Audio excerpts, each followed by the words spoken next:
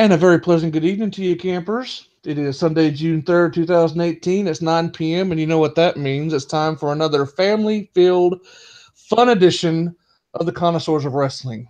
It is a very special episode tonight. We have a lot to cover. We have a great series lined up for you this month. In the month of June, we're looking at some of the great wrestling families in the history of the business. There's so many to talk about, and we've got so many good episodes lined up. You want to keep it right here. Pound that subscribe button if you haven't already. Of course, this episode wouldn't be anything without its two co-hosts. Of course, we have the indomitable Legends Lover, LL. How you doing tonight? Oh, pretty good. This doing the show that we're talking about doing is actually exciting and very good, because that way we can learn about the past of these wrestlers. And of course, LL's tag along and the Godfather. Okay. I love you, Taker's minion. How you doing, Taker? I'm doing fine. How is everyone this evening? I just woke up 32 minutes ago. See, I kind of envy you for that, because some of us have been awake for like 15 hours now. So, well, I did 11 and a half hours this morning, or work yesterday. Okay. My normal schedule on Saturday nights is 11 p.m. to 7 a.m. But the stupid broad that works first shift is just told the boss that I need a day off, and she just takes them. So she's taking Sundays now. He's lucky he's getting 6 days a week. So, well, while Taker stews on that, I just want to take another opportunity to welcome everybody here to the show tonight. Of course, we'll be streaming live 9 p.m. Eastern every Sunday. As we said, we have a very special series lined up for you here in the month of June. But first and foremost, something that we want to talk about first here for a little bit is something that's very near and dear to all three of our hearts. If you've been following the show over the last couple of weeks, you know that we've established our own little Hall of Fame. It's sort of a special program that we've devised to kind of honor some of the great memories that we have of the wrestling business, look at some of the great performers, legendary performers that really, contributed to our fandom. Of course, if you started off with the episodes, we made the first induction earlier last month with Bruno Sammartino going in number 1 overall. Tonight, we induct our second member into the Connoisseurs of Wrestling's Hall of Fame. Taker, I know that this guy has been pivotal to your fandom. Why don't you give us a formal introduction? Ladies and gentlemen, the inductee for the month of June is Bobby the Brain Heenan, a.k.a. Pretty Boy Bobby Heenan, and also known as Bobby the Brain. He was born in Chicago in the 40s.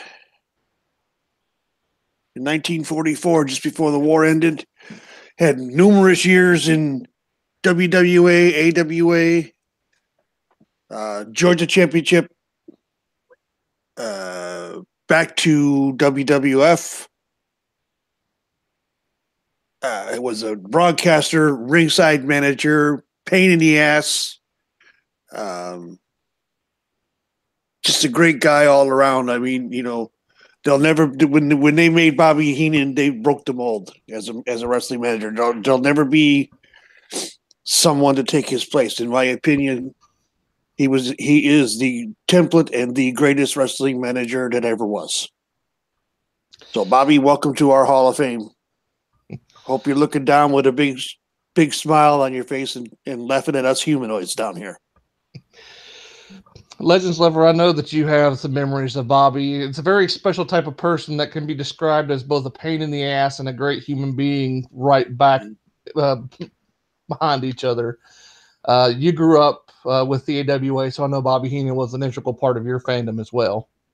Oh, yeah. He was the biggest pain in the ass there was. He was a pain. He was a troublemaker.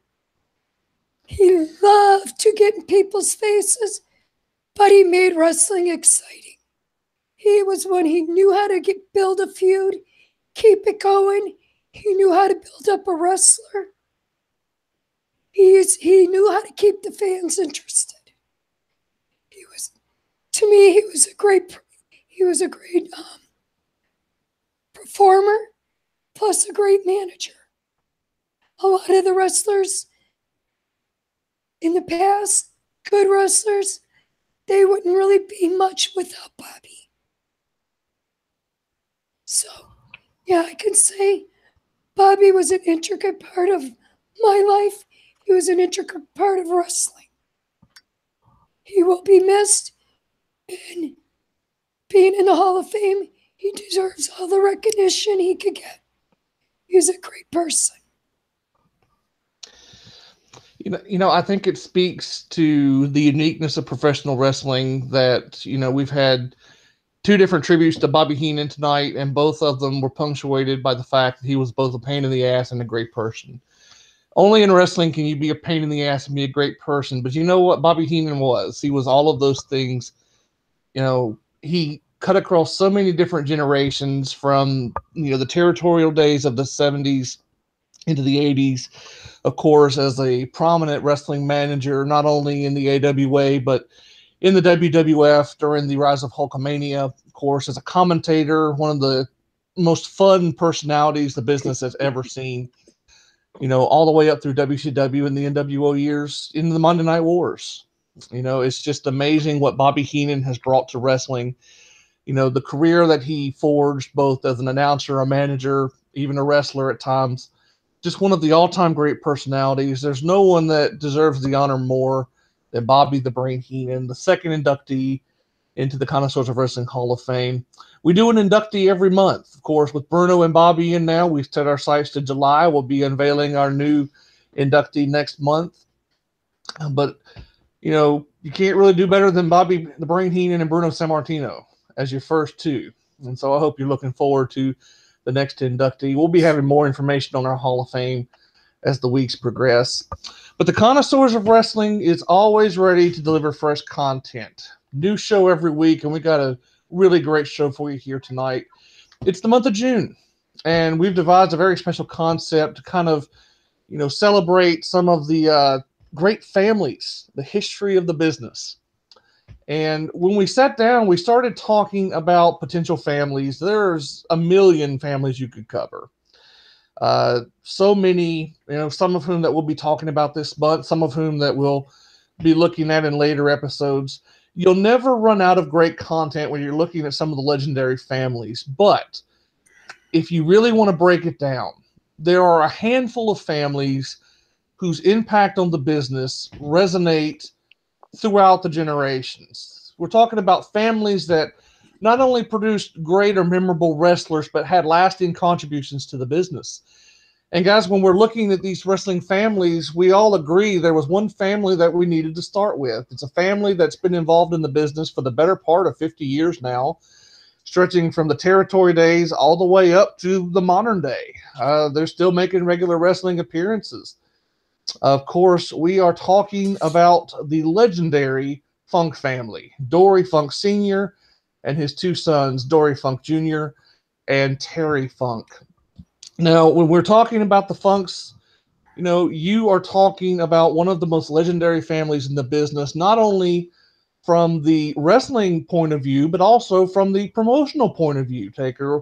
We're talking about someone in Dory Funk Sr. who not only controlled his own wrestling territory, but was also one of the biggest power brokers in the history of the National Wrestling Alliance, a promotion which, by the way, if you haven't kept up with the news, is making something of a comeback. So in light of the NWA's resurgence here under Billy Corgan, why don't we go back and look at the NWA? Taker, can you give us a little bit of insight into how the NWA used to run and why Dory Funk Sr. had such a big role to play in the NWA? Well, Texas is the main reason Dory had such sway. Northern Texas. Dorrance Wilhelm Funk, that was his real name, was born in Hammond, Indiana in 1919. His family moved to, I don't know if his family moved or if he moved, but he began wrestling in Texas right after World War II. So he served in the military. But the thing is, that northern Texas, Amarillo, Texas, was one of those smaller territories. But you look at who's come out of Amarillo, Texas. You had Dory Jr. come out of there. You had Terry come out of there. You had Dirty Dick Murdoch come out of there. You had Dusty Rhodes came out of there. You know, that was one of those places you went to get, you know, you go somewhere, you get broke in by a wrestler or some, you know, a group of wrestlers. Then you go down to Texas to get the seasoning. You know, you're slaughtered in the break, in the training, and the breaking in, but then you're grilled, you put on the barbecue and seasoned going to Amarillo. You learned how to work in Amarillo. You know, it was I don't remember much about that promotion, to be perfectly honest. I didn't do any research on it. My bad. But the NWA was basically a conglomerate of regional territories literally from around the world. And they had, at one point I think they had like 75 members. And when you wore their belt, when the champion wore their belt, it was the true world champion. That was the thing that made the NWA is what it was. You know, we say we got world champions now, but go and look at what Billy Corrigan's done. He's bringing the NWA back. He's getting small regional promotions to come under his banner, and you got the traveling champion again in Nick Aldis right now, former Magnus from TNA, and it's working. I mean, even the single shot show that Cody Rhodes is doing, he has a title match against Nick Aldis. And they sold that out just on that only match. That's the only match that's announced. So NWA even now has pull, because why? People are kind of tired of the existing product that we have on television now. That's just my thoughts on it. I would concur. I think that, you know, there's a desire for something new in wrestling, and of course in society today, what's new is old, or what's old is new, I guess I should say. Yeah, what's old is new again. There you go. And, you know, the NWA, it's never completely gone away. It's not what it used to be, but there is sort of a resurgence taking place here. But, you know, you can't talk about the resurgence without talking about the past. And, you know, when we mentioned the NWA World's Heavyweight Championship, that belt means something in the history of wrestling. It meant something in the territorial days, to be certain. And really, in the 1970s, you can't really extricate the NWA World's Heavyweight Championship from the Funk family. Dory Funk Jr. and Terry Funk, two of the most prolific brother combinations in history at one time, and may still be true, the only pair of brothers to ever hold the NWA World's Heavyweight Championship. You know, so you're talking about a family that's deeply rooted in the NWA and deeply rooted in kind of the politics of the business, and definitely in, you know, producing some incredible wrestling moments. And I want to get LL to jump in here, because LL, you kind of grew up with an AWA background. You were kind of focused in the Midwest.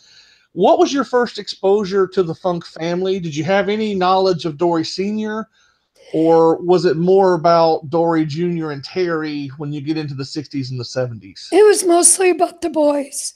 The one that I remember the most is Terry. Terry, it's Terry's antics, his style is what I remember. Because he's always been wild, he's always been crazy. But like you both said, when you got the territories, that's what made it so good. They traveled territory to territory. You had more of a variety. Mm-hmm. And with the Funks, that was a variety. You had one that was wild and crazy. You had one that was more technical, sound. The boys, the brothers were a contrast to each other. Yeah, one was the quintessential baby face in Dory. You know, he never really had heelish tendencies. He was a great scientific wrestler. Now there's a statement, there's a term you don't hear anymore. Scientific. Yeah. Great scientific wrestler. And And Terry was the brawler. Terry was the wildcat. I think it's important to distinguish, we're looking at, Dory Jr. and Terry, both sons of Dory Sr., who, well, he never held the NWA World Championship himself. He was actually a prominent wrestler in his day. Dory Sr. Had some memorable feuds with some very famous names that would be recognizable, including Danny Hodge, Jim Ross's favorite wrestler, one of the greatest out of Oklahoma, one of the greatest amateur wrestlers to ever live.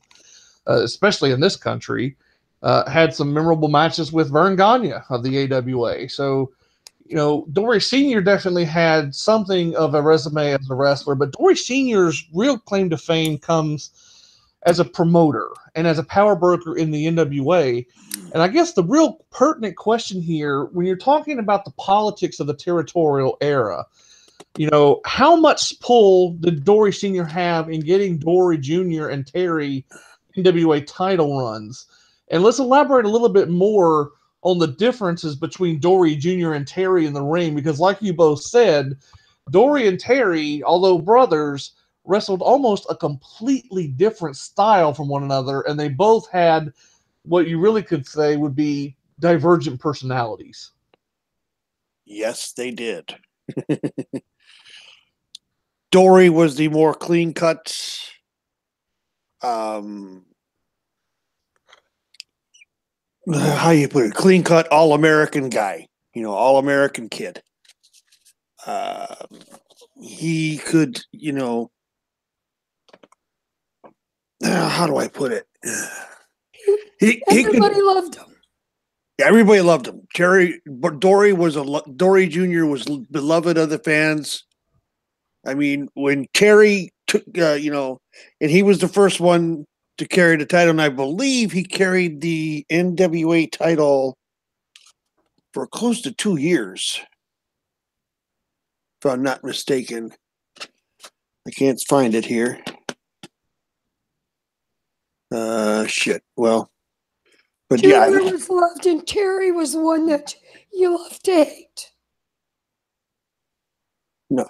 Now, Terry winning the NWA title was strictly something that, and Terry has said it, the NWA Championship Board, I think, was pissed off at the guy that they had. And I can't remember who Terry wrestled that night to win the title. But he never thought, Terry never thought in his wildest dreams that he would ever hold that title. Dory was basically groomed. Dory Jr. was groomed to be an NWA champion by his father. He would send him out to other regional territories to get, the exposure that he needed. They kind of did the Ric Flair thing before it became the Ric Flair thing, kind of like what Crockett did.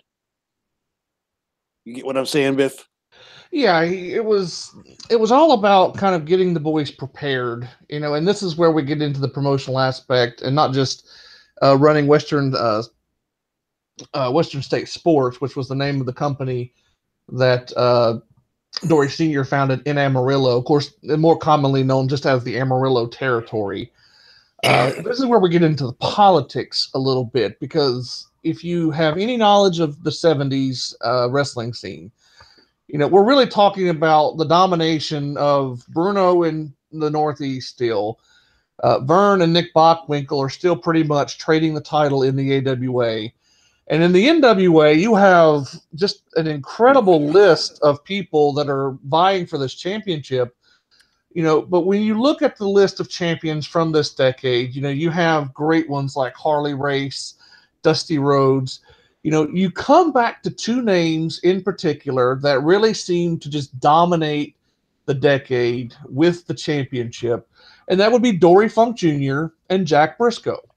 Now, I want to get your opinion, Taker and LL. I want you to jump in here too, if you can, about the rivalry that existed between Dory Funk Jr. and Jack Briscoe. This was, in its day, the Ric Flair versus Ricky Steamboat, or in modern terms, the Okada Omega feud of the 1970s. This was it. This was the biggest match that could be promoted in professional wrestling in its heyday. Can you give us a little insight into what this feud was like and some of the politics that might have went in behind the title switching that went on between these guys and Harley Race, for that matter?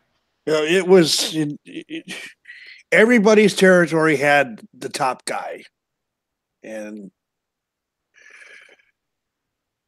it was something else to see these matches. I mean, like you said, the title with Dory and Jack, Dory Funk and Jack Briscoe.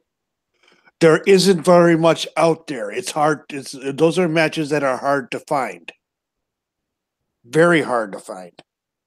They're out there, but you got to really dig for them, and they're only short clips. But you're right. They were the, Steamboat Savage matches, or Steamboat Flair feud of their time. I don't know all the politics involved, and we may never know, because back then the NWA was a very, very closed group. Kayfabe being what it was back then. You would hear a lot of talk about the committee. Even then, you heard about the committee, which was a group of promoters that would decide. I think it was 9 men that would decide who the champion for the NWA would be. What was the reasons? What was the merits? Could they handle the workload? Now, mind you, the workload for the NWA champion even then was horrid. You were gone 28 days out of every 30. And you're traveling around the world doing you're doing a shot in Mobile. Then you're up doing a shot in Atlanta. Then you're out in California doing a shot. Then you're over to Japan doing a shot. You put a lot of frequent flyer miles on. And most every time you went in and did one of those matches with the top guy of the territory, you're doing hour Broadways, which is ridiculously long, especially night after night. Mm-hmm. If you rarely even see an hour Broadway now. It's very rare to see a 60-minute time limit draw. Even the Iron Man matches sometimes are not even 60 minutes in the WWE now. They could be 30 minutes long or what have you. But to do this night after night. Now, the champions did get paid well for their services. Yeah, but they also had to pay their own travel. Right, exactly. That's what I was kind of going to dovetail into. It's even though they got paid more, there was still more responsibility on the champion. And so that's one reason why it was such an important deal to be given the championship, especially in the 70s. You had to be both trustworthy, you had to be respected for your drawing ability, your technical ability in the ring, because this still mattered in the territory days. And you also had to be dependable. And, I was hoping, LL, that you could jump in here. Can you give us a little bit of your insight as a longtime fan? Was there sort of a difference in views about how the AWA and NWA World Championships were viewed in the 70s? Did it depend on where you were? Or was there a perception that one company's championship may have meant more than the other? Can you kind of give us that perspective? I think it was more of where you were from and which one that you were more of a fan of. Because, like, for me would have been the AWA. But I know a lot from the East, Southeast, where NWA was. They looked at the NWA as better. Yeah, and a lot, it's It all really depended on where you were. Yeah, to me, and I can talk on this a little bit. To me, being from Chicago, it was AWA. That was the end all be all for me as a kid because that's all I knew. And you see, that is what being a fan is about, in my opinion, anyway. You'll hook on to something. There's something about a person, a wrestler, be they male or female, man or woman, and you go, I like that. I want that. I want them to be it. And like I said, the AWA title to me was the end all be all of all the belts that were out there at the time. And I think you can go back and look. The AWA World Heavyweight Championship belt was the largest one before the big gold belt came around. For years, the AWA belt was the largest out there. In terms of physical size, you mean? In physical size, yes. Okay. That's what I saw, but that's why I brought up the big gold belt, because that became the largest that ever was. And that was Crockett and companies thumbing their nose at NWA. Well, that's the brief interjection here. Did Terry, I know, Dory Sr. might have had a few cups of coffee in the AWA. Were Terry and Dory primarily NWA wrestlers in the 70s, or did they make the occasional shots in the Minneapolis territory? They did. They made shots in Minneapolis. They also made shots in Chicago, in Hammond, in Indianapolis for Bruiser. That was the thing.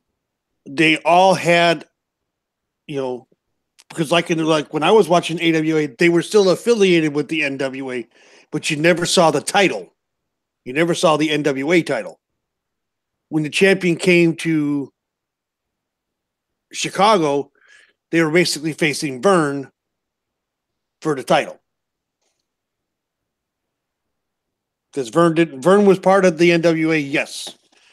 But he broke away in the late 70s, I think, because of the politics.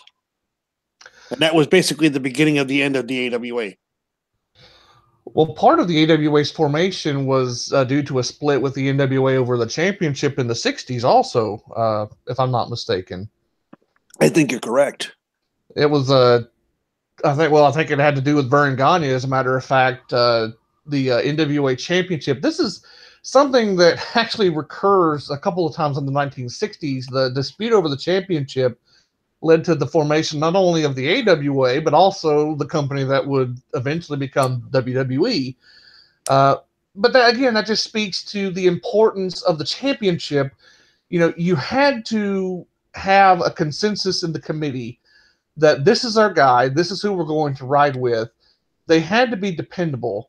And Dory Funk Sr., as a promoter out of Amarillo, it's arguable that Dory Funk Sr. probably had maybe the second most powerful pull at different times in the NWA, behind maybe Eddie Graham out of Florida. Of course, there's a legendary rivalry between the Briscoes and the Funks, which we alluded to a little bit ago. There was actually some intrigue regarding the NWA World Heavyweight Championship passing between Dory Funk Jr. and Jack Briscoe. Eventually, they had to broker something of a transitional championship reign for Harley Race. It's a very controversial... because neither one of them wanted a job to the other. Right. They did not want to basically lose to one another. That's how personal the rivalry became. And according to Jim Cornette and other sources, contemporary sources, that rivalry is still somewhat in existence today. Unfortunately, Jack is no longer alive, Jack Briscoe. But this was a very personal, very real rivalry. But it just goes to show you how important the championship was, not just in the NWA, but in the AWA as well. And you can even say the WWF of the 70s. The champion was basically the centerpiece of your promotion. Today the parlance is the guy. everybody's concerned about who the guy is. Is it Roman Reigns? Is it someone else for WWE? Can they make a new top star? But in the 70s, the AWA and in the NWA, the AWA, and the WWF, it was all about the champion, who the heavyweight champion was. And, the Funk Brothers were very prominent in the title picture. But something that was brought up in our chat that I wanted to cover here, and both of you can jump in on this. LL, you talked about Terry Funk as kind of being the wild card, the wildcat of the family. Taker, I believe you mentioned he was sort of known as a brawler first. But, given Terry's reputation that would be established in the 80s and especially in the 90s as a brawler, it is important to say Terry Funk did have wrestling acumen. He was not a pure brawler. He did have some technical skills. Can you talk a little bit about Terry Funk, not only as a brawler, but as a wrestler in the ring? Terry was someone that, his brother was such, like I said, his brother, Dory Jr., was such the quintessential white meat baby face. And yes, Dory Sr. was a white meat baby face wrestler. He wasn't a brawler either. He was a very sound technical wrestler, scientific wrestler. And Dory Jr. followed in those footsteps. Terry, being the youngest, he felt, I believe, that he needed an edge on himself because he was, senior, junior. It was all senior, junior. I think it was some sibling rivalry there. And Terry wanted the spotlight. Terry was more the showman than Dory Sr. or Dory Jr. Of the Funks, Dory could sell. Dory Jr. could sell, but no one could sell like Terry Funk. Terry Funk learned how to sell like he was being killed in the ring. I want to point on. I'm going to jump in on the question right there. Do you think that ability of Terry as a kind of a showman is why Terry had a more prolific career as wrestling became more global in the 80s and 90s? Is that why Terry made that transition better? Or was it more, age related? Terry just kept wrestling in a more prominent schedule longer than Dory did. Both. I think it's both, because one thing that you will find out if you go watch the rise and fall of ECW, that's one thing Paul Heyman talks about when Terry came to ECW. Terry Funk at that time was a broken down old man, could still wrestle, could still brawl, because that's basically what he did in ECW, was nothing but a brawler. Was one of the greatest, most prolific bleeders, a la Ric Flair, and could sell.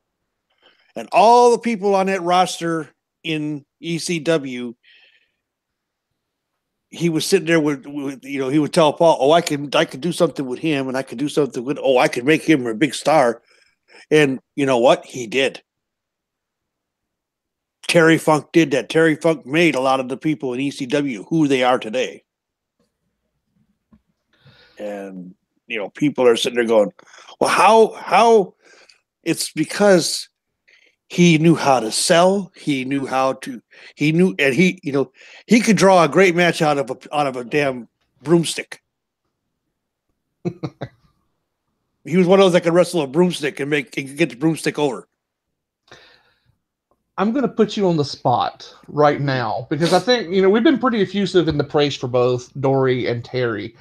And I think it is fair to say, with absolutely no disrespect to Dory Sr., that Dory Jr. and Terry are certainly more well-known than their father, which is not a very, shall we say, common occurrence in wrestling. Generally speaking, Taker, I think you'd agree with this, generally the first generation, more often than not, tends to be the most prominent in the wrestling business. Sometimes the second generation can overshadow. It's very rare for third generation stars to kind of take the spotlight and become more prominent. So, Randy Orton and the Orton family is kind of an outlier. more often than not, you have a situation, like the Gagnes, where, Vern was the most prominent member. His son Greg was prominent, but not as prominent. Of course, you have Ric Flair, who's one of the greatest of all time. His children, are going to be kind of in that shadow at different stages in their careers. But as far as the Funks go, Dory and Terry were probably more well known, and certainly as the 1970s progressed, more internationally known. So I'm going to put you on the spot here. We know, I think it's no great mystery here, Dory Funk Jr. was not only one of the best technical wrestlers in the world. I mean, he's one of the best of all time. And he was certainly better technically than Terry. But both men had prolonged runs of success for multiple organizations. Terry was probably more well-known than Dory Jr. in the late 80s and 90s through ECW, the NWA / WCW, and the WWF. Dory Jr. was probably the better known of the brothers in the 70s with the NWA World Championship. So I'm going to put you on the spot here. Not talking about their technical ability in the ring. Who do you think was the bigger star? Just overall, the most important of the brothers. Was it Dory Jr. or was it Terry? If you had to pick one. Okay, so you're going Terry. Why are you taking Terry? Terry was someone that technical wrestlers and scientific wrestlers of the day, chain wrestlers like Dory Jr. was, had somewhere in the late 70s or early to mid 80s, the styles changed. Okay. The scientific chain wrestling, which we still see from time to time, and you'll still see it. I mean, you got a great one right now in Chad Gable in the WWE. Agreed. When it comes to men, Chad Gable can chain wrestle with the best of anybody. I would love to see, fantasy booking. I'm going to take a slight segue here. Fantasy book. Jack Briscoe, Chad Gable in a shoot stretch match. Ooh. Okay. Can we throw Billy Robinson in there as a triple threat for me? Sure, why not? Okay. you think about that now. Think about a match that is shoot wrestling, and they're stretching people. See, that was one thing the Briscoes were known for. The same thing Dory was known for, and Dory Jr. They could stretch the shit out of you. Elaborate on that. Elaborate on why it was so important for your world champions, especially in that era, to be such good amateur wrestlers. There's a reason for that, and I think you know what I'm alluding to. Yeah, it's the reason is to be a good. You had to show you could actually mat wrestle, because sometimes the top guy in a particular smaller promotion wasn't of the same caliber as the champion. But the champion's job was to make that guy look like $1 million. That's the whole key to being the champion. Even today, you have to make your opponent, even though their skill level is less than yours, you have to make them look like $1 million. You have to make them look like they're just that close to beating you, only to lose or have a draw. And Dory was good at it. Terry was excellent at it. Terry was absolutely excellent at making the person look like $1 million. Even though they could be on a 10 scale, they could be a 4. But he'd make them look like a perfect 10 wrestler. You had to protect the integrity of the title, both the integrity of the people that were challenging it, the prestige of it, and in some cases, there are instances where you had to actually protect your title legitimately. Mm-hmm, because there would be actual legitimate heat between wrestlers and from one promotion, from one territory to another with the champion. Or the promoter is pissed off that the committee didn't pick his guy, so he'd send his guy out to try to injure the champion. Hence, You know, so they knew holds that you won't see today that would actually hurt, and they could dislocate joints in the ring, literally, Yes. to protect themselves. Because there are videos out there of matches, of wrestling matches that have turned into shoots, the shoot fights, literal fights in the ring. You would never know it, and you don't see it, you don't realize it until later. Cough, Inoki, Antonio, cough. Yes, Antonio Inoki and the Great Antonio. Because you figure at that time in life, the wrestling, you thought it was real. They made it where it looked real to the audience. So when you got the ones that really did have problems and feuds, especially from a different area, you couldn't tell the difference. Mm-hmm. And that's what made it good, is you could not tell the difference. Where now, you can tell the difference. Well, You know, I watched something this week on the network. They were talking about shoot incidents in it had to do with John Cena. And I want to say this: the infamous backstage promotion or backstage promo with Vince McMahon, John Cena, and Chris Jericho. When John Cena slapped a taste out of Jericho's mouth, literally. You know, Cena hit Jericho so hard, it literally knocked him on the floor. That was a shoot. Because John Cena was told by Vince and by Bruce Pritchard, lay it in there on him. And boy, Cena laid it in on him. It's there. And Jericho was heard. Jericho got knocked on the floor and he was cussing. Shoot. I'm shooting here, folks. You know what I'm talking about, Biff, because I know you've seen it.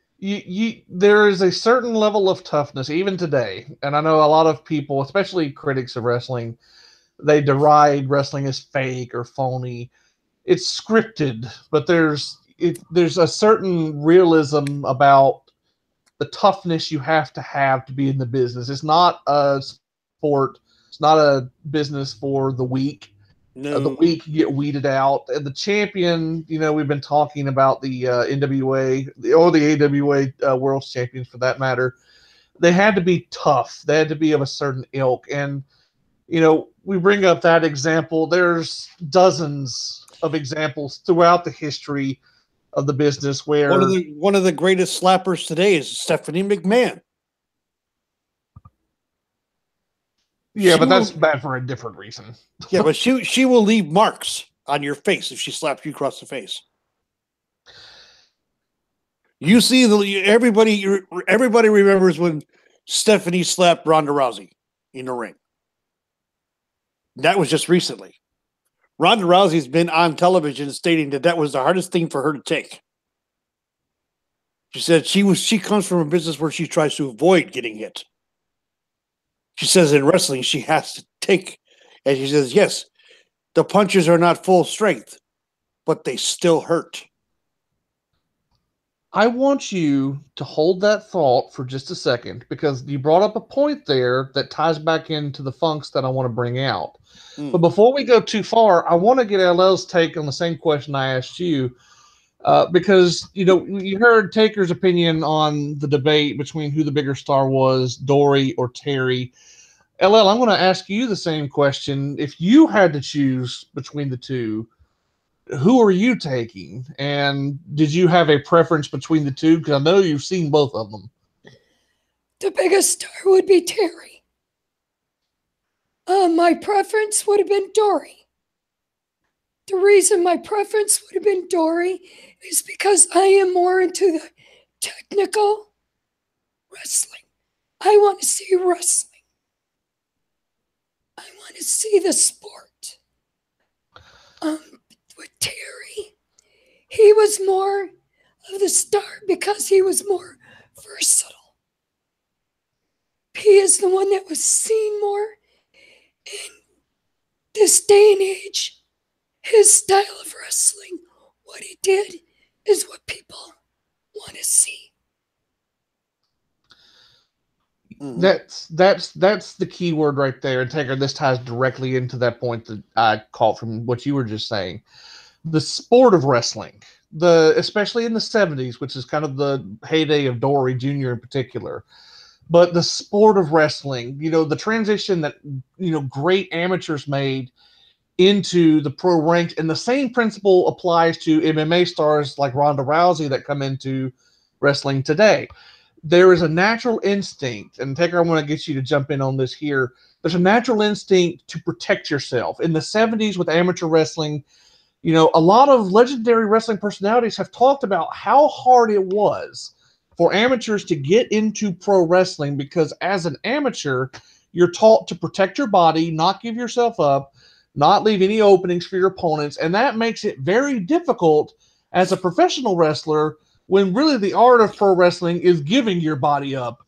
Explain, if you can, a little bit about, the dichotomy between the great amateurs like Danny Hodge or, the great pros that also had amateur credentials like Dory Jr., Jack Briscoe, Vern Gagne.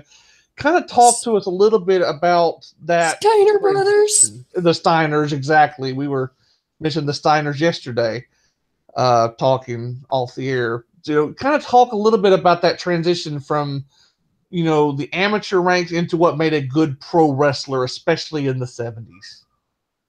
Well, I'm going to use an example that you didn't put out there to explain it. Okay. It's very simple. Kurt Angle. Kurt Angle is a gold medal winning freestyle wrestler who won the gold medal with a broken freaking neck. That is true. It's damn true. It is true, ladies and gentlemen. It is true. It's damn true. And he was contacted by Vince right after the Olympics in '92. And he came up there and Kurt said straight out to Vince, "There's no way I can lose. I've got a gold medal. There's no way I can lose. I have to be undefeated." And Vince said, "Thank you, but no thank you," and sent him on his way. Because Kurt, see, that's the thing. Like you said, it has to go back to protecting oneself, don't giving any openings and this and that. And that is something that they have to learn. They have to give up the body. They have to leave a way out for their dance partner, so to speak. And that's the hardest thing for anybody that's coming from another combat sport, like MMA or amateur wrestling. You cannot, they're quick to learn how to do the bumps and stuff like that. They're quick to learn the moves because their bodies are already trained. It's all, it all becomes muscle memory over time. A lot of the difference is you figure the amateurs not only to protect their body, they are to win. That's what they're there for, is to win. Mm-hmm. And when they come into professional wrestling, they've got to learn to be able to lose to somebody else. They can't give it all they got to win. But they have to make it look like they're doing that. And that is the balance they have to strike. That's the acting ability. They got to learn to act. They have to learn to control their competitive fire to win everything in front of them in order to make the match entertaining and to draw the people in, get their emotions into this match. I mean, even now, as broken up and battered as Kurt Angle is, he could still put on a good match if he wanted to. Why? Because he has proven that over the years he could control his drive, his competitive drive to win all the time. And yet lose a match and still look good losing it. I think that's the key. It is. I think there's something to be said. You have to. It's not just a matter of being tough. You need to be tough. You can't be a wrestler without being tough, given the physicality. You can't just be technically savvy. You need agility. You need, a certain fluidness in the ring. It's really the best wrestlers have the total package. And I'm not talking about Lex Luger's total package. I'm talking about personality, skill, dependability backstage. It's as much about politics as it is about talent in the ring. There's been some really great in-ring wrestlers that never went anywhere, and there's been some really crappy in-ring wrestlers that have gone far. Mm-hmm. The total package, like you're talking about, look at Nick Bockwinkel. He has it all. Yeah, Nick would be a perfect example of that total package. And I think in their own unique way, Dory and Terry kind of had the total package, albeit in a different sense. And I think this is a good time to segue really into a conversation that is not had as often with the Funk brothers, but it's, an integral part of their careers, both of theirs. That's their time spent in Japan. Now, Terry, I think his Japanese career is a bit overshadowed by his work with groups like the IWA in the 90s, which we'll get to. But yeah, that's going to be a fun topic, obviously. But, Dory Jr. and Terry on the short list, possibly some of the greatest Gaijin wrestlers in the history of Japanese wrestling. They had a very powerful relationship, a very long-standing relationship with All Japan Pro Wrestling, with Giant Baba. Of course, Dory Jr., and people talk about Terry not retiring.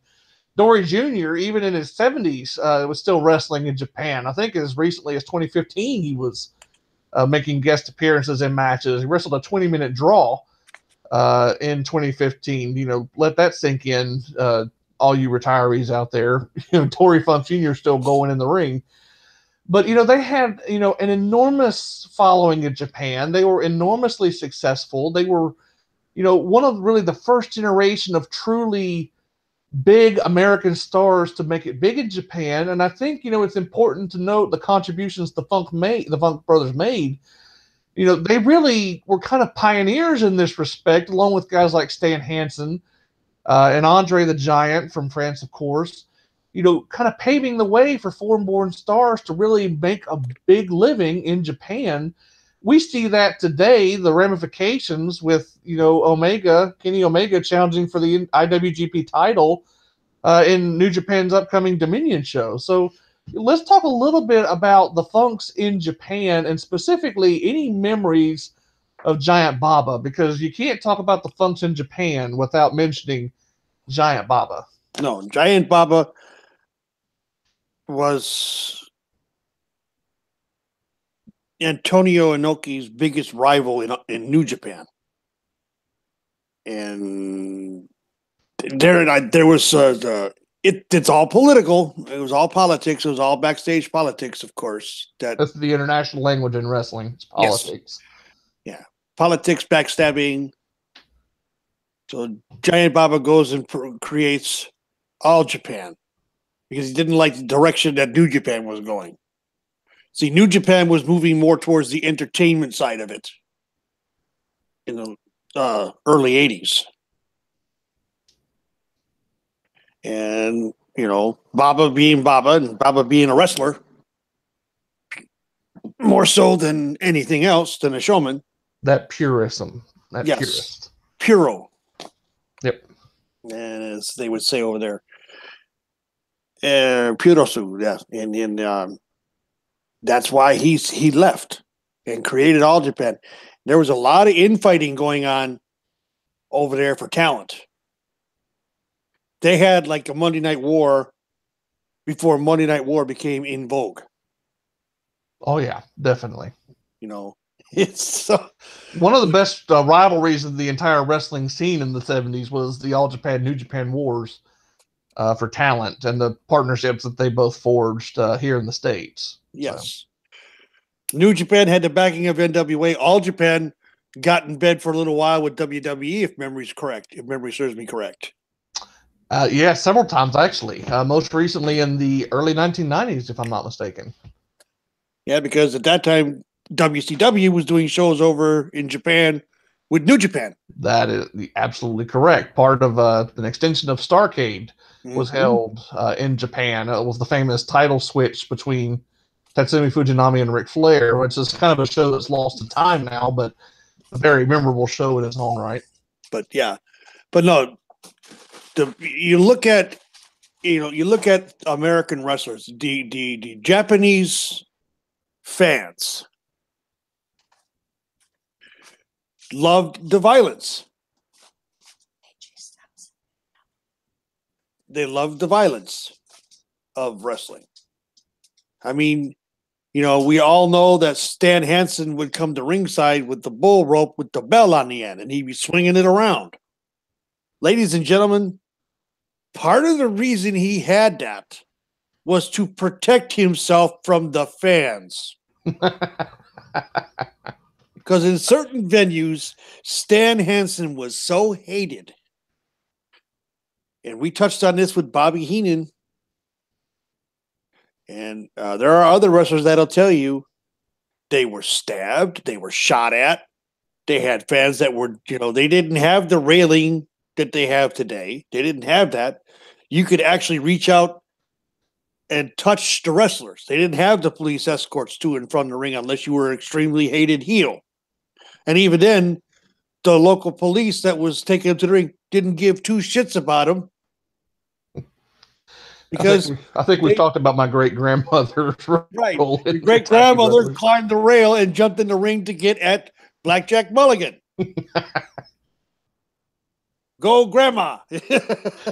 Hey, compared to some of the other people in the area throwing rattlesnakes in the ring, she was tame, but that's neither here nor there. Right. But what I'm saying is this. Over in Japan, they respected that, but to get hit by the cowbell as a fan and be bloodied by that cowbell as a fan was high honor. Ladies and gentlemen, the fans over there were insane. Still are. Not gonna lie. That's insanity at its finest. Well, you and I know from our sumo watching that it's considered good luck to be squashed by a sumo wrestler. So, and the funny thing about it, I found out more information on that. Anybody that sits ringside in the first 5 rows has to sign a waiver holding the Japanese Sumo Association harmless should they get injured by a 350 to 400 pound man falling on them. And you're paying big money to sit there, and you got to sign that waiver. Now, and they willingly do it. And I mean, if you see some of the people at ringside at sumo matches, they're not young people. No, definitely not. And, it's funny you mentioned, paying big money and having to sign waivers. When Stan Hansen would wrestle, the wrestlers themselves would almost have to sign waivers because of Stan Hansen's wildness in the ring. But and his poor eyesight. Because of his poor eyesight, yeah, he's legally blind almost without his glasses. But, that just goes to show you it was a different style in Japan, even in the 70s and 80s. But it speaks to, the success of Dory and Terry, who had such a wonderful career in Japan, their ability to make that transition. It just, not everybody could make the jump from Japan or from, North America and the American territories over to Japan and find stardom. You either had to be like a physical oddity, Hulk Hogan, his muscular frame being different, got him over. Andre the Giant, of course, being huge. But the only other way to really succeed in that era on a major level was to be exceptionally tough and exceptionally good in the ring. Both Terry and Dory, fit that criteria. Strong style. Yes, strong style, definitely. It's just that certain tenacity. It's almost a celebration of the human spirit, even today with fighting spirit and strong style. It's just, an absolute testament to how, mentally tough and physically tough you had to be. You're talking about, an era where it was not uncommon. Ric Flair has talked about this at length, especially if you're a champion. It's not uncommon to wrestle more days or wrestle more matches than there are days in a year. There are times where you're wrestling 2, even 3 matches a day during the 70s and 80s. And so when you combine the insane work schedule that Terry and Dory would have had as champion at their different run, Terry was only champion once. Dory held the title on several different occasions. But even then, as big stars, Terry and Dory are calling their shots all over the world. So you're talking about, wrestling at a ridiculously high level throughout the 70s, throughout the 80s. And in, both Dory and Terry's case, they're still making shots, regularly in the 90s, 2000s, and even in the 2010s. So you're looking at 2 guys that personify just rugged toughness. It's almost that Texan spirit that you hear so much about. It's just that Texas tough mentality of these guys. And, you can't talk about Dory and Terry without mentioning, kind of their role in the nationalization of wrestling when promotions were kind of going national. Both Terry and Dory, this is not as well known, I guess, had a role in the WWF in the mid-'80s. Now, Dory wasn't called Dory. He was called Hoss Funk because, Vince is going to Vince and all. But Terry definitely had a big run in the WWF. He wrestled a feud with Hulk Hogan for the WWF Championship. They had a memorable match on Saturday Night's Main Event in 1986. And both Dory and Terry wrestled at WrestleMania 2. But I think when we're talking about the Funk Brothers in the 1980s, we really, we can't avoid 1989. And LL, I want you to jump in here if you can. The feud that Terry Funk had with Ric Flair in 1989, coming on the heels of what many people said was one of the best feuds of all time between Ric Flair and Ricky Steamboat. Terry Funk had a very tough role, trying to be the top heel in the NWA, but boy, oh boy, did he fill that role admirably. Talk to us a little bit about Terry Funk and Ric Flair and any memories you may have from that legendary feud. Jeez. Sorry. Uh-oh. My voice is gone. Uh-oh. I'm sorry about that. Taker, you want to... What I remember was that, if I'm not mistaken, the feud started right after the match. Right after the Steamboat Flair match, and Flair won. That was a 2 out of 3 falls match. And I think Jim Ross and Terry Funk were on commentary that night, if memory serves me correct.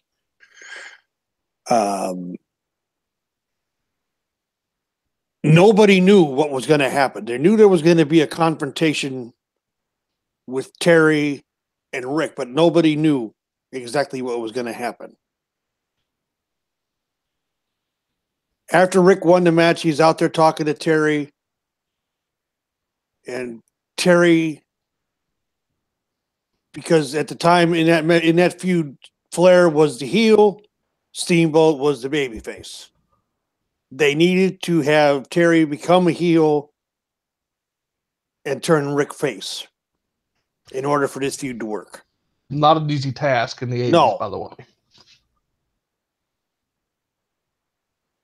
What solidified the entire deal was Terry Funk pile driving Ric Flair on the table. Not once, but twice.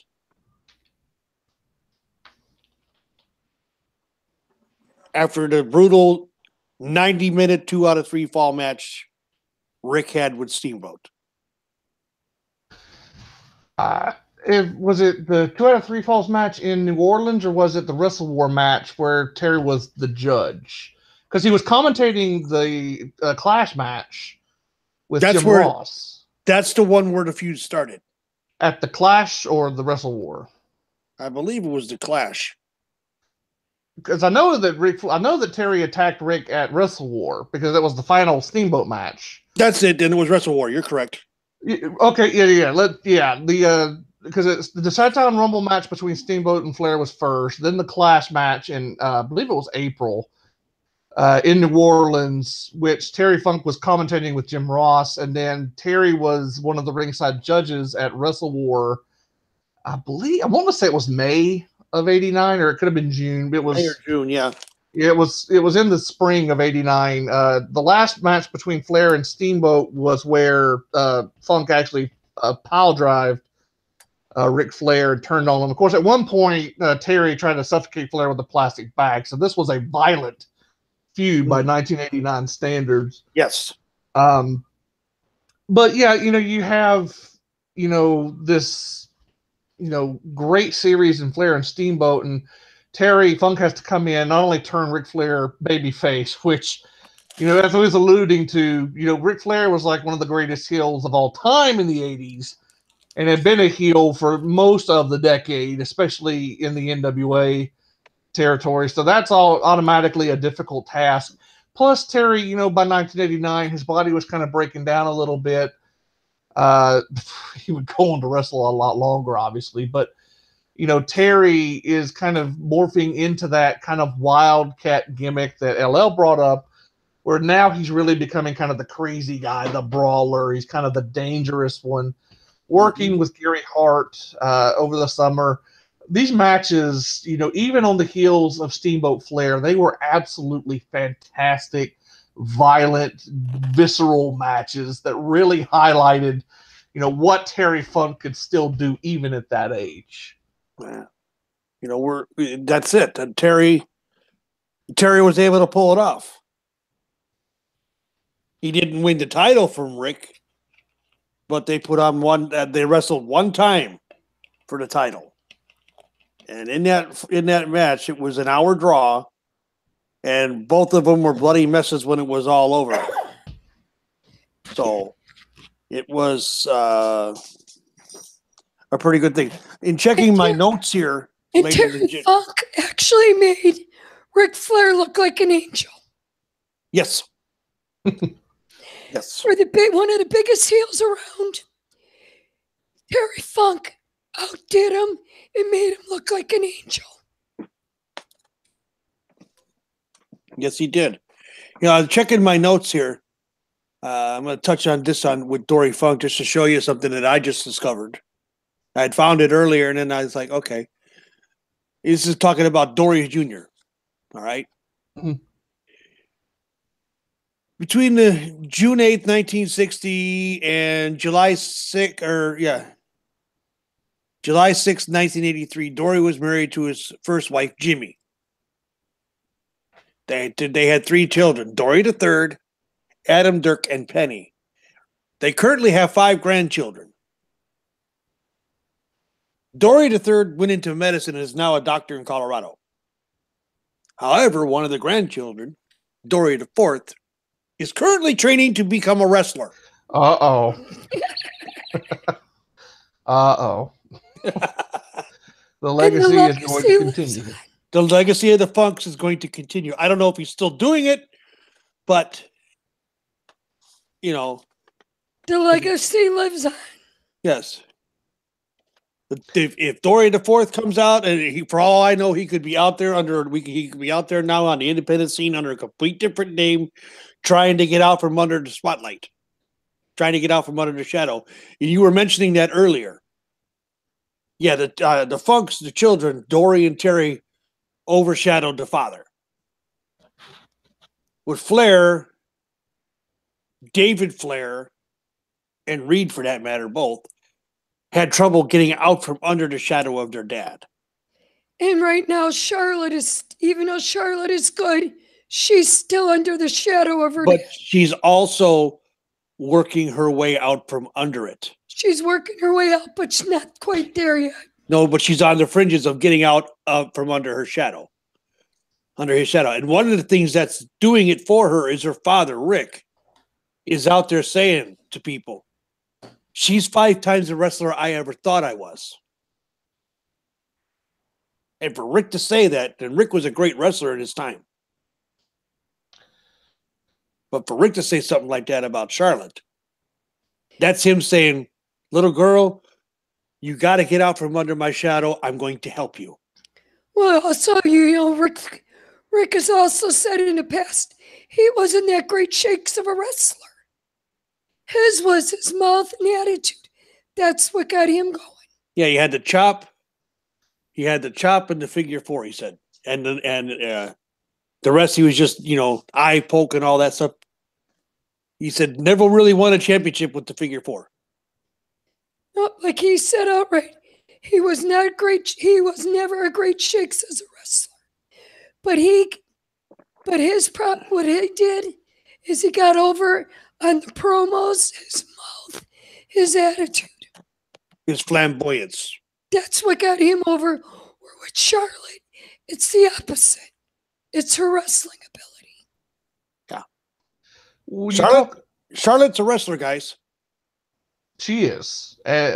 Charlotte gets more flack than she deserves, I think. She is really probably the most rounded of the horsewomen, I would say. Okay, and here is part of the reason why, and I'm going to use this analogy.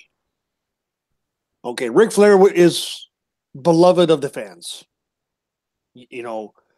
I despised him as a heel for the longest time, but I've come to respect what he's done in the business. There's a guy there that after he broke his back in the plane crash, where the doctor said he would never walk again, let alone ever wrestle again, he did both. Okay, and for a very long time. And after that, he never suffered a major injury. His career, from the time after the plane crash until the time he officially retired for the last time, he never missed a shot. He never missed a show. He worked every match like it was his last.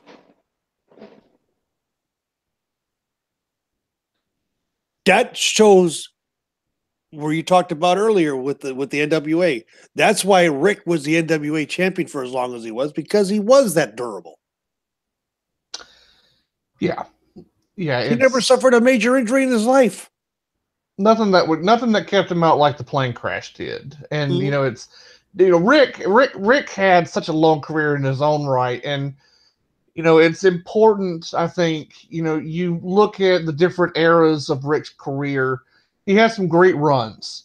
But that run with Terry Funk in '89, even on the heels of the Steamboat feud, can we all agree, or maybe it would be a good point of discussion, because when you talk about the NWA in 1989, Ric Flair and Terry Funk are your 1A and 1B on the top, your top heel and your top face for the majority of the year. Is 1989 NWA the greatest single year for any major promotion in wrestling history? Are we all on the same page with that, or do we have a difference of opinion? I would agree with that, but I'm going to get back to what I was touching on about the shadow. The best way the best analogy I have found for it is one of the most beloved racers in NASCAR. You know who I'm talking about, Biff. I would imagine Senior. I was talking about Dale Earnhardt Sr. The 88 and the number 3. Mm-hmm. Everybody after he was killed, everybody was looking to Dale Jr. to be just like Daddy. Dale Jr. never was like his father. He never wanted to be. He never wanted to be. He wanted to be his own man. And I think the final 2 years of his career, Dale Jr.'s career, especially last year, when he took, 3/4 of the season off because of recurring concussion problems and issues from the concussions, and then officially retired at the end of the year, said something to the people. He goes, I'm not my dad. I'm not going to run risk of killing myself just to make you people happy. He basically thumbed his nose at the crowd. And basically right now, that's what Charlotte's doing. She's thumbing her nose at the crowd going, look, you may not like the fact that I'm a babyface right now, but deal with it.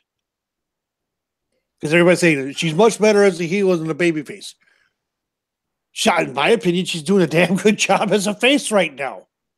I would concur with that. I think that I would agree. And it's kind of interesting how Charlotte was kind of brought up as almost a heel, kind of the natural heel, like her father, but like her father as well. She had babyface, good babyface runs in her. It's a testament to her ability, and it's also a testament to the ability of heels to get heat on the faces and kind of turn them. And that's what a great heel does. And Taker, you mentioned it, talking about Terry's ability to make people look really good. Yep. That's what Terry did in '89. He made Ric Flair into a sympathetic babyface when nobody thought that was possible. Yep. And Terry had that responsibility put on him again in the '90s. Look at him. He changed, become more of a wild man. Look at what he did when he got with Mick Foley. Yes, we need to talk about his feud with Foley. Well, it's not only that. He went nuts. The chainsaws, the barbed wire. That's when his real wild side really came out. Him and Terry, and I'm going to jump back over to Japan for a minute, in IWC, were in both King of the Deathmatch tournaments in IWC over in Japan. IWA, yeah. IWA. The Deathmatch series, yeah. Yeah, the Deathmatch series. Both of those two matches, they were both in the finals. And Terry said that, after he did the second one, he goes, I must be insane to do this. What does he do after that? He joins ECW.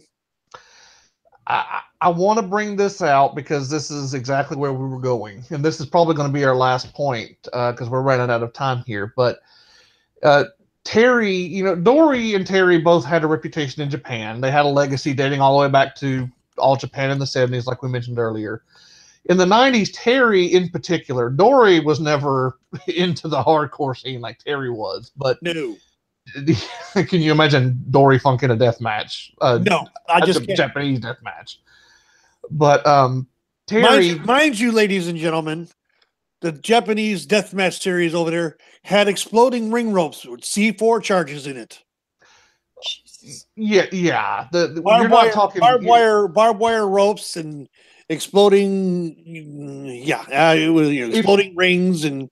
If you're a newer fan and you think that hardcore wrestling is what you see at Extreme Rules, get your parents' permission if you're under 18 and go find the IWA Deathmatch series in 94, 95. You can, believe it or not, I've seen them at Walmart for sale. Yes, you can get that. Sometimes you can get lucky and find them at stores. Generally, you'd have to order them online. That's how I used to have to order them.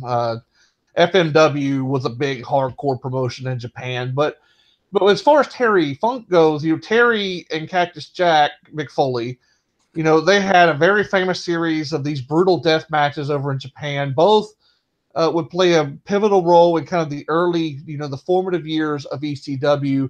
We mentioned Terry's ability to make people look good. When Paul Heyman needed somebody to really put ECW on the map, when ECW was trying to take that next step, he turned to Terry Funk.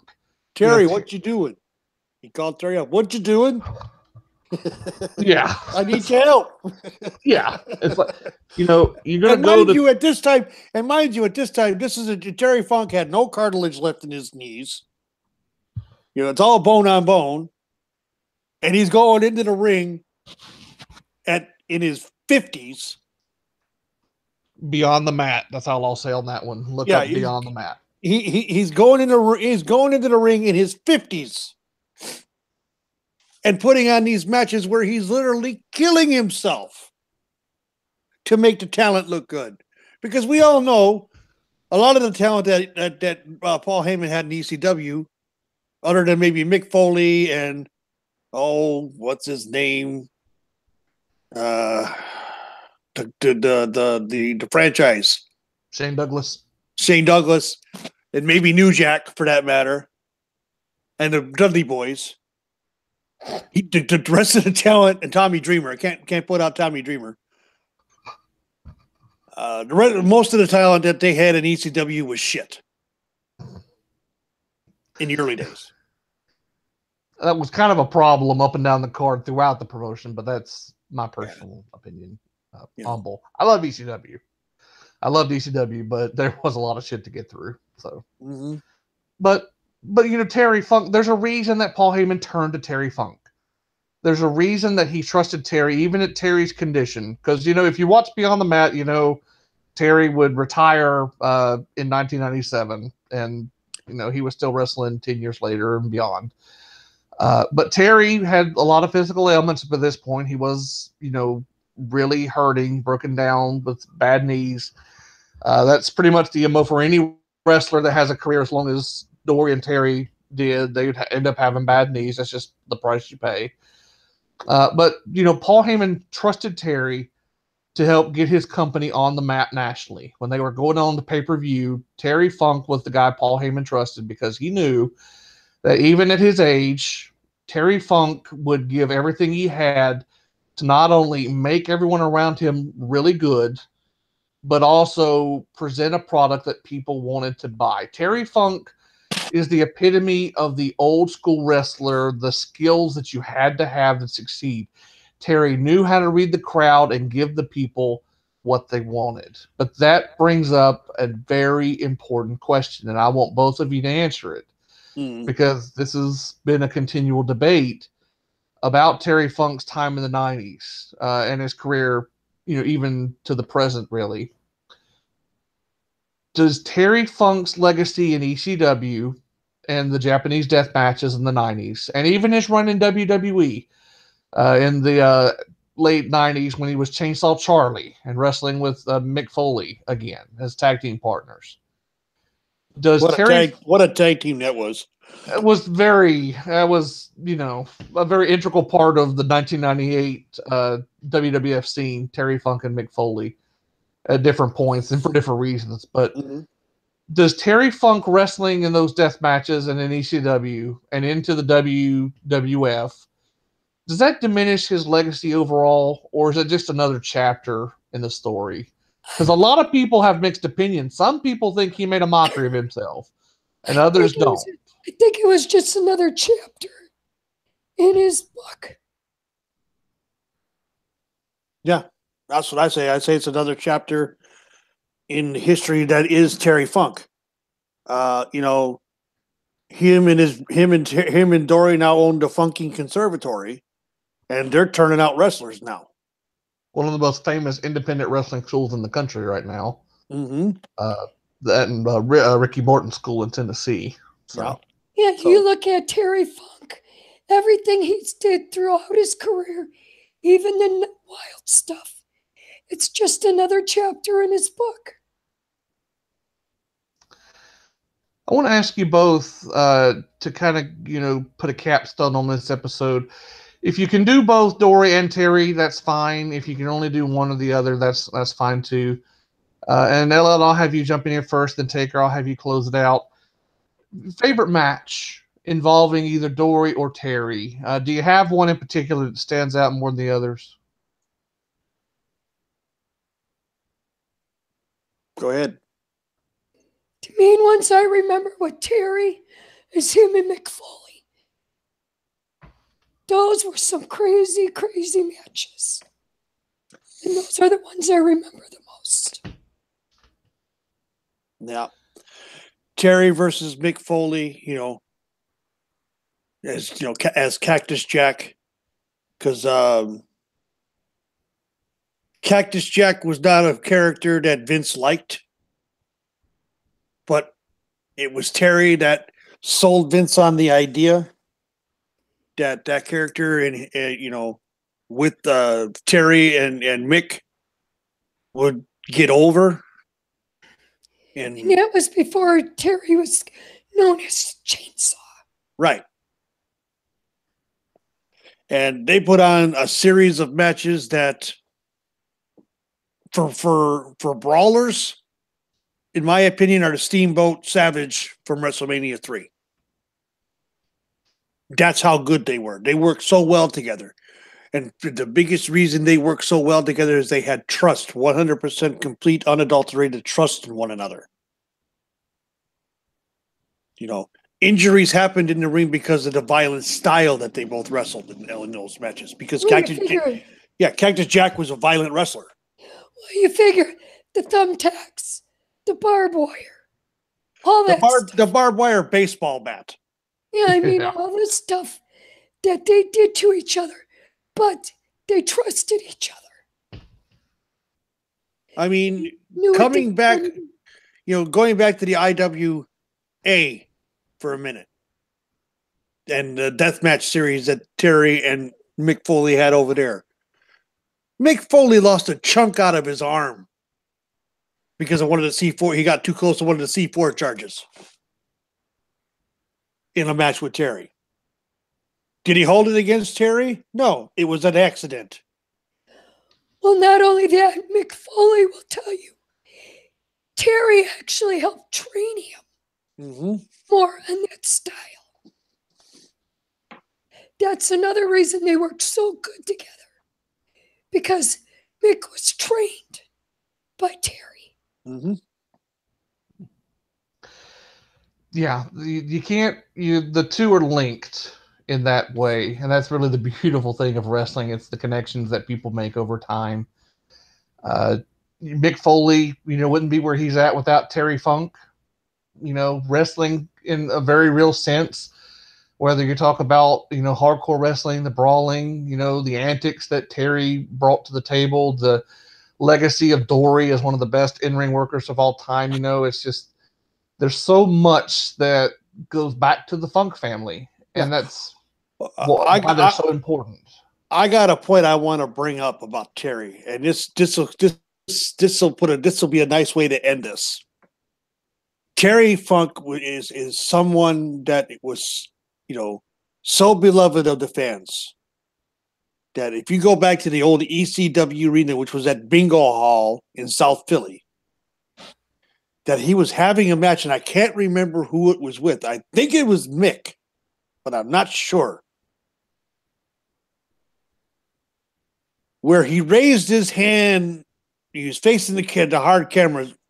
He raised his hand and said, "Chairs." And 150 chairs were thrown into the ring. To the point where he took a soft hit from a chair and fell just to get out of the line of fire of the flying chairs. One of the most famous moments in ECW history, and one of the most famous moments in wrestling history too, in the long run. I know exactly what you're talking about. It's very famous. He's the only person that ever did something like that. He's the only person that could ever pull that off. I want to pull out two matches. Now, we didn't mention this match during the show, but it came up in the chat just a moment ago, and I was literally about to go there. This match deserves its own full episode. This is how great this particular match is. And we're definitely going to be talking about it in the future, maybe with Jerry Lawler, maybe another episode on the Funks. The empty arena match from Memphis between Terry Funk. Oh, my God, yes. We can't go off the air without mentioning that one. Definitely we're going to be talking about Terry and Jerry, their match in Memphis. The empty arena match, which was very revolutionary for several different genres. Some spots that got lifted from that match, including a very famous one that's going to be coming up in a couple of weeks as well. Spoiler alert, going to leave that on the table. We're going to get to that match in a future episode because there's too much to talk about there for the time we have left. I want to bring out, find that match on YouTube and take it in if you can find it because it's amazing. Terry and Jerry actually did a match just a couple of years ago, I think, in Memphis. They had kind of like an anniversary match to kind of celebrate that match in Memphis. So, check that out if you can find it on YouTube. If you have the WWE Network, go and watch Dory and Terry against JYD, Junkyard Dog, and Tito Santana from WrestleMania 2. It's one of the best examples of Dory in his later years in the WWF. Of course, Terry has a ton of stuff on the network from the late 80s WCW and his WWF run. and ECW for that matter. There's not as much on the network for Dory, but check out that WrestleMania 2 match. It's an underrated tag team classic from the mid-'80s that doesn't get nearly enough love because it's kind of overshadowed by another tag match on that card. Check that match out. If you can find anything on YouTube with Dory and Jack Briscoe, it's well worth going out of your way to watch. One of the greatest feuds of all time. We have so much more that we could talk about. We, could only cover the highlights, but that's part of the charm of this show. We want you to get, just a taste, fine vintage tasting of these great wrestling stories so that you can go out and find this stuff, for yourself and experience what we experienced, over our, decades of fandom. Experience the goodness that is classic, great pro wrestling. And when you're talking great, classic pro wrestling, there's nothing better than Dory and Terry. The Funk brothers are just amazing. This way you also learn the history of where the wrestling you got today came from. The evolution of the wrestling. Exactly. Gives you a taste of everything. Yep. Exactly. It makes you what we are. It makes you a connoisseur of great wrestling. That's what we're here for. And that is our special on the Funk family. Now, this is the first in a series that we're going to be doing all month on famous wrestling families. So we'll have another family lined up for you next week. I wanted to bring a quick programming note before we get our plugs and our contact info out there. We've mentioned it before, but we're coming up again, so we want to reiterate. We will not be doing live shows on the night of pay-per-view events. When there's a pay-per-view event for the WWE, we will be preempted. Now, that doesn't mean we won't be doing a show. They'll come out the next morning, so it'll be a taped episode released the day after the show. So in 2 weeks, I believe it is, we have the Money in the Bank pay-per-view is scheduled in Chicago. Yeah, on June 17th. June 17th, that's right. We won't have a live show Sunday, June 17th. It'll be released Monday, June 18th, the next morning. So that's just a programming note. If you don't see the thread go up immediately, that's Sunday night. That's why. We still got content coming at you every week. We'll be doing this series on great wrestling families all during the month of June. To help celebrate the fathers. This is your Father's Day gift from us. Yeah, looking at some of the great fathers and their famous sons and daughters in the business. You throw in some daughters. We talked about Charlotte Flair, Luna Vachon, from the Vachon family. Luna Vachon was a niece. Oh, I'm sorry. That's right. See, this is why we have LL and Taker here. They keep me honest. Natalia, a daughter, a niece, a granddaughter. Right. Famous fathers and their children. That's kind of what got us into this great wrestling family talk, just kind of celebrating Father's Day. It's kind of, just our way of kind of enjoying wrestling history, looking back at some of the great families, the lineage, the history, and the memories that were made. It's our theme for this month, so I really hope you enjoyed today's episode on the Funks. We'll be bringing a brand new episode next week. Let's get some plugs. We have a bunch of shows here that we like to send shout outs to. Got the full list right here, of course. This show is kind of indirectly linked with Cage Side Seats. That's where all three of us met. And so, by all means, definitely check out Cage Side Seats. Be active. The daily and nightly thread, great place for wrestling conversation. Cage Side Seats has some affiliated podcasts we'd like to plug. Of course, we have the Bitter Boys Club with Brent Brookhouse and Ethan Page. We have Not Your Demographic with Stunning Stella and Enigma Aaron.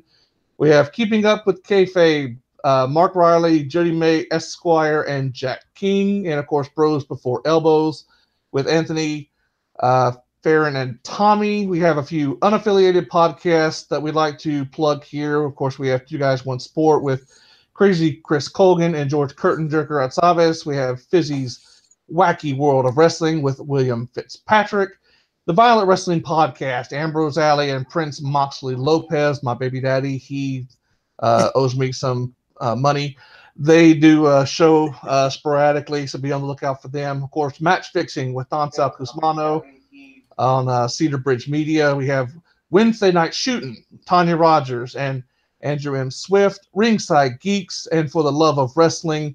Both have Miss Monroe and her boyfriend, amongst others. Yes, Miss Monroe and crew handle those shows. Of course, here on the home front, we have the Queen City Express on a bit of a hiatus. It's coming back this week. Biff Kensington, myself, and Ryan Sayo. The Ruthless Aggression Podcast with Full Metal Matt, our good friend. He drops his shows on Fridays, so be sure to check those out. Of course, we'd like to give shout out Something to Wrestle, Conrad Thompson and Bruce Pritchard. Also, Conrad has a show with Tony Schiavone called What Happened When. Called What Happened When. So definitely be sure. And those two shows are on the MLW network. And need we forget the newest one that's only been on for the last 5 weeks on the WWE network. Something Else to Wrestle With Conrad Thompson and Bruce Pritchard. I'm enjoying that show quite a lot. I like their podcast, but I like the TV show too. It's funny. It really is. So definitely, you want to check out Something to Wrestle With and Something Else to Wrestle With. Conrad and Bruce do an amazing job there. And of course, can't forget the Godfather himself, Taker's Minion. You have your Shooting the Breeze podcast with Mr. Doc Sinju. That drops every Saturday morning, 11 a.m. Eastern, 10 a.m. Eastern on the weekends of the Big Four shows. Another great episode this past week. Looking forward to having Doc back this coming Saturday. Be sure to check that out. Thank you for filling in again. No worries. I owe Doc I returned the favor from him. You didn't owe him anything. It was just, I asked several people. You were the first one to get back to me. Well, he guested here on the Connoisseurs, and I'm glad to help out and to fill in for him. I could never replace him. I could only fill in for him and make him laugh and corpse on air, but that's neither here nor there. Not trying to kill anybody here. We are running out of time. LL, where can they find you at? They can find me at Windstorm64 on Twitter.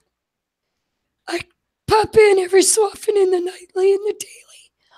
Also, they can get any of us on Twitter at Connoisseurs of Wrestling. We do have our own Twitter page. Indeed, we do. We also have a logo coming. It's beautiful. But Taker, where can they get you at, buddy? You can find me on Twitter at Takers_Minion. You can also find me in the daily and the nightly. And one other programming note, ladies and gentlemen, this week there will be a posting put out from the Connoisseurs of Wrestling that the first Sunday in August, because we talked about our Hall of Fame, right? The first Sunday in August, Biff Kensington, myself, and LegendsLover are going to sit down and compile a list of names that you, the listeners, can vote on. And it's open to the listeners, and it's also open to anyone on Cage Side Seats who gets this. To select the August inductee. So keep your eyes out on that, but please, ladies and gentlemen, vote only once. I think how we're gonna be able to confirm that is that if you vote, you have to mark in the comments, just say voted. And then that way we know how to keep track, because we can't have the overstuffing of the ballot box, i.e. Major League Baseball All-Star Game. You know what? And you can answer us on Twitter at Connoisseurs of Wrestling, or even email us at connoisseursofwrestling@gmail.com. Yeah, definitely. You can check the info box. We got some information up there for you, and we'll definitely have the show's contact information. If you have any ideas for shows that you'd like to hear, definitely give us a shout on social media. Catch us over at Cage Side Seats. You can ping us on the Twitter. You can email us. We want to get your feedback. How we're doing? You like the show? What do you want to hear us talk about? There's so much wrestling history to talk about. We're proud to bring it to you each and every week. That is going to do it for this episode. We'll be back next week with fresh, brand new content, all that wrestling goodness you like. Want to give a big thank you to LegendsLover and Taker's Minion, as always. I am Biff Kensington. You are listening to the Connoisseurs of Wrestling. Have a wonderful week. Stay safe and stay sexy, guys. Good night. Later, folks.